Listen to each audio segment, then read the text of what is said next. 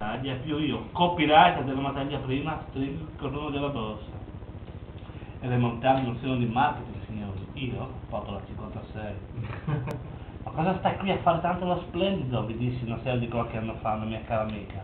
Tu che non ti capisci un cazzo di amore, tu che non sei mai stato innamorato, mai, neanche una volta, una 50, pulita, persino una 48 boccheggiante mi potevo permettere quella volta di quella sera lì, insomma, quando si dice la sfiga. Il fatto è che certe verità sono più affilate di altre da confessare, ed è che non vorrei essere frainteso, Cristo, cosa credete? Che sia facile per me starmene qui a spiattellare pezzi ingombranti di me, con il rischio che pensiate che io lo faccia solo per discutirmi il gusto del trash o per vendere più libri.